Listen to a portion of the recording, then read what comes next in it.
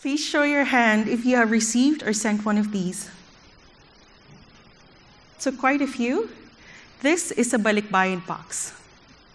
You might have had a chance to receive a box like this, full of corned beef, full of chocolates, and if your tita in the United States is feeling generous, perhaps a pair of Jordans or a Louis Vuitton bag. This box is more than just a cardboard and a tape. It symbolizes love, sacrifice, and connection. Typically sent by overseas Filipino workers, or as we fondly call OFWs, they send it to families back home, and these boxes are typically filled with gifts, food, and personal items. Each one represents a journey, a tangible reminder that love transcends borders. I have always wondered, why do Filipinos love to give pasalubong? Have you wondered that yourself? Do you know the answer to that? And I think intuitively we understand that for every Filipino that is given an opportunity, there are still more deprived back home, and so we give them a piece of our joy, a piece of hope, even in the smallest of gestures, in the form of pasalubong. As a child, I eagerly awaited these boxes from my dad, who worked in the Middle East in the mid-90s. Opening a balikbayan box for me felt like Christmas, even if it's in July. Alongside expected cans of Spam, my favorite Snickers, there were special treats that he carefully selected just for me, for his youngest daughter. He sacrifices for a bright future for his youngest daughter. Today, I present to you the idea that the Filipino values embodied in traditions like pasalubong deserve global recognition. Our approach to leadership, rooted in our culture, often clashes with the Western philosophies that dominate our institutions. For instance, if you have been one of my students, you would know Hofstede's cultural dimensions. In Hofstede's cultural dimensions, it shows that the Philippines scores very low on individualism, which is 17, and very high in power distance, which is 94. Compare that to the United States, with a very high score for individualism, which is 60, and low in power distance, which is 40 for the United States. While individualism emphasizes on personal success, the Filipino culture thrives on collectivist nature. This collectivist culture that celebrates bayanihan, kapwa, and yes, even pasalubong. Moreover, a high score in power distance indicates our respect for authority, evident in our use of terms such as opo, po, ate, and kuya.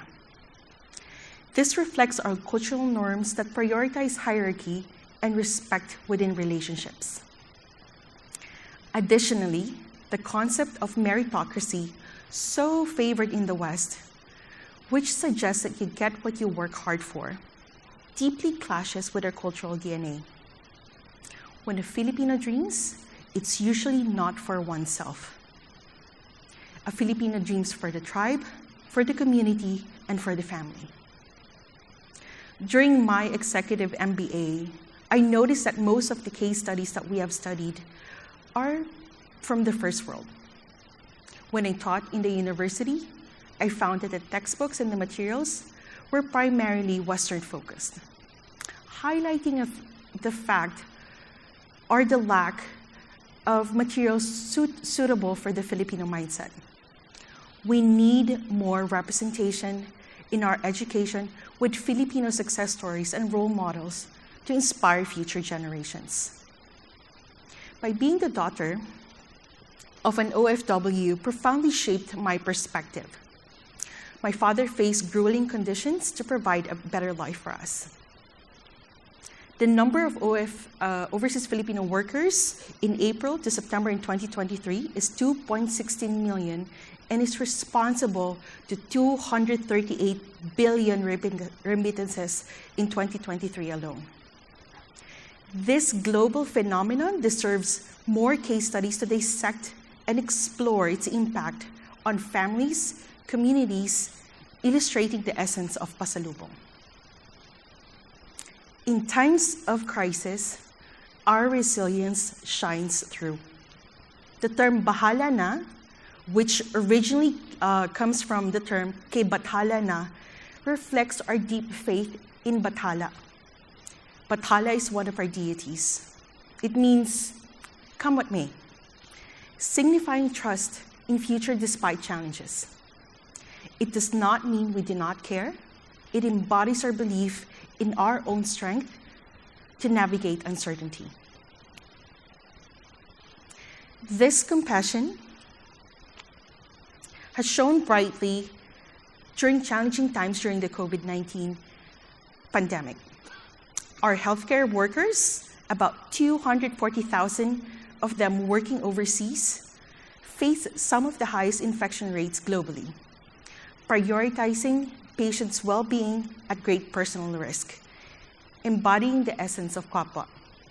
In the United States, based on a research study done in Berkeley, Filipino nurses make up only about 4.5% of the nurse population. And yet they accounted for 31.5% of nurse deaths from COVID-19 in late 2020.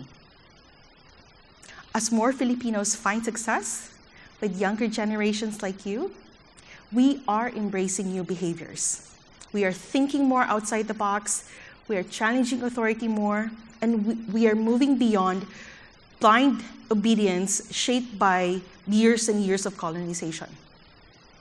Yet, as we carve new paths, let us remember the spirit of pasalubong, carrying with us the essence of those we have left behind.